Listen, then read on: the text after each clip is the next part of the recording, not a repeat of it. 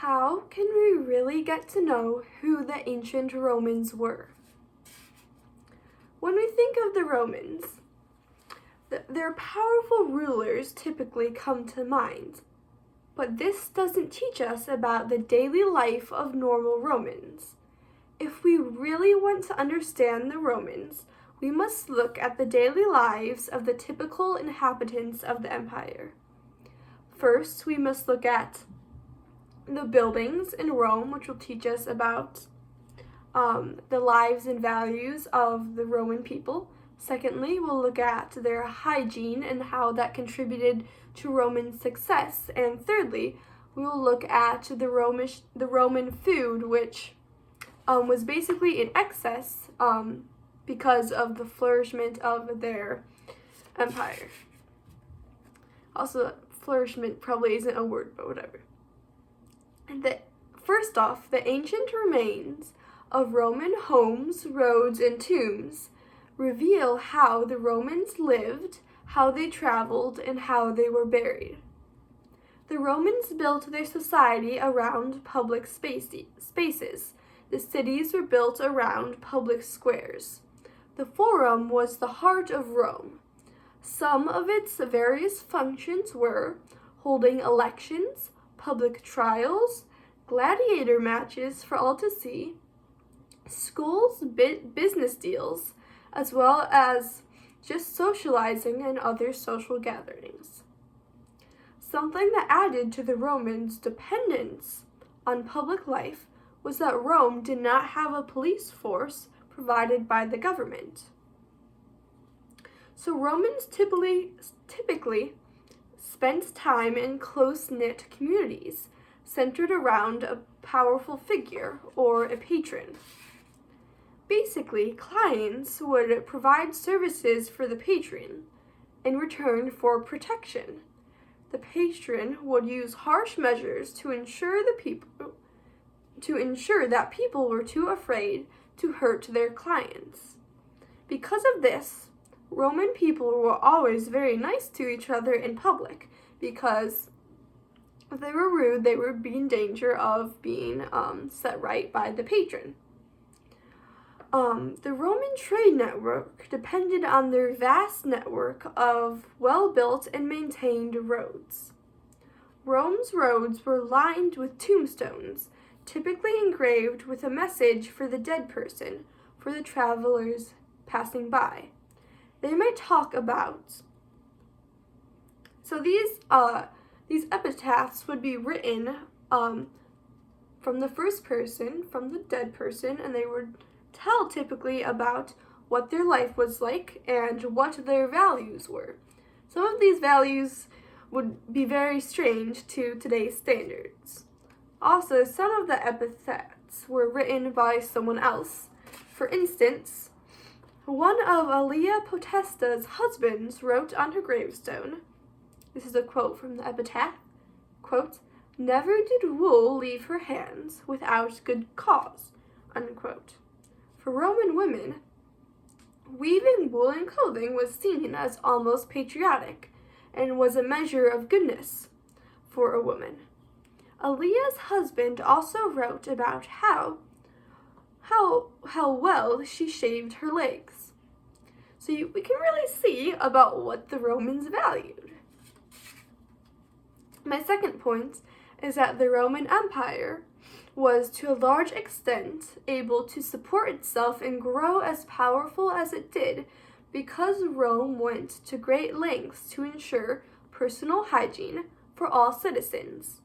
Aqueducts brought fresh water from the mountains, which kept waterborne diseases from infecting the population. These diseases often prevent the growth and development of ancient civilizations. Efficient and clean public toilets also prevented contamination. Public latrines were a major feature of Roman infrastructure. The Romans considered it normal to socialize while in the bathroom because there was little privacy provided. Public latrines consisted of rooms lined with stone or wooden benches positioned over a sewer. Toilets were flushed by running water from bathhouses or natural water sources through the sewers. So there was pretty much no standing water or gross stuff. Anyway, in Rome, baths were also seen as an important communal activity. While the extremely wealthy could afford to bathe at home, most people bathed in the communal baths called the thermae. Alyssa Whitmore says, quote, "For the Romans, the baths weren't just a place to get clean, but this larger social center where a variety of activities were taking place," unquote. The typical trip to the thermae might consist of first changing and exercising, then going to the notatio, which was an open-air swimming pool, then to the Laconia and the sudatoria, which were dry and wet sweating rooms, then to a hot room with a hot water pool, then a warm room with a warm or normal pool, then to the cool room, which was the largest room which was the heart of the bath complex.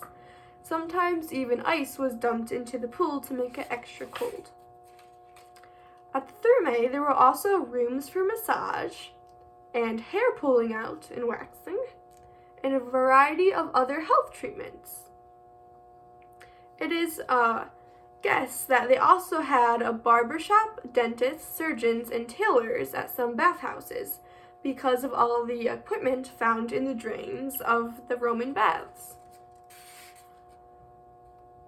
My third point is that Roman cuisine can show us how food, which is, of course, a necessity for life, was never in limited supply for the Romans, allowing their civilization to flourish. Bread and olive oil were the basis of the Roman peasant diet. Romans typically ate fast food during the day, which consisted of roast meats and dishes like pizza and lasagna. All Roman citizens were given a free supply of wheat flour provided by the state. This distribution of grain to the residents of Rome was called the cura annone, or care for the grain supply. It was called this in honor of the goddess Annona. The Romans imported most of their grain consumed by its population. Supplying rations of grain was part of the Roman leadership strategy of maintaining tranquility among the urban population. Not the right word, anyway. In 22 AD, Emperor Tiberius said that the cura annone, if neglected, would be, quote, the utter ruin of the state.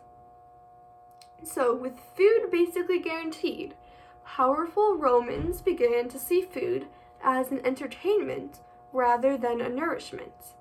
Dinner parties began to function as venues for displaying rare foods, and famous brands of food began to arise.